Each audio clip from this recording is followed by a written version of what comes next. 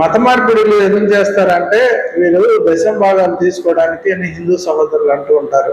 కానీ బైబిల్ గ్రంథంలో మలాఖీ గ్రంథం 3:10లో దేవుడు చెప్తాడు ఏమనంటే, ఈ యొక్క నా మందిరములో ఆహారం ఉన్నట్లు 10వ భాగం అంతా మీరు నా మందిరపు నిధిలోనికి తీసుకుని రండి, దీన్ని ఇచ్చి శోధించిన ఎడల నేను ఆకాశపు వాకిళ్లను విప్పి పట్టజాలంత విస్తారమైన దీవెనలు కుమ్మరిస్తానని అనే సైన్యములకు అధిపతి యెహోవా సెలవిచ్చినట్టు ఇక్కడ మనం చూస్తాం. ఈ యొక్క నిధిలోనికి, ఈ యొక్క మందిరంలోనికి ఎందుకు తీసుకురావాలి అని అంటే, ఈ యొక్క మందిరంలో ఉన్నటువంటి యాజకులు అంటే పాస్టర్లు ఎవరైతే ఉంటారో వారు, అదే విధంగా పేదవారు, విధవరాండ్రు, వృద్ధులు, అలాగే రోగులు, అందరూ కూడా మరి అందరూ పోషింపబడాలి. అంతేకాదు దేవుని యొక్క రాజ సువార్తను కూడా ప్రకటించడానికి ఈ యొక్క 10వ భాగాన్ని దేవుడు అడిగినట్లుగా మనం చూస్తాం. ఇదే దాన్ని మరి కొత్త నిబంధనల మత్తయి 23:23, 2 కొరింథీ 9:6-7 కూడా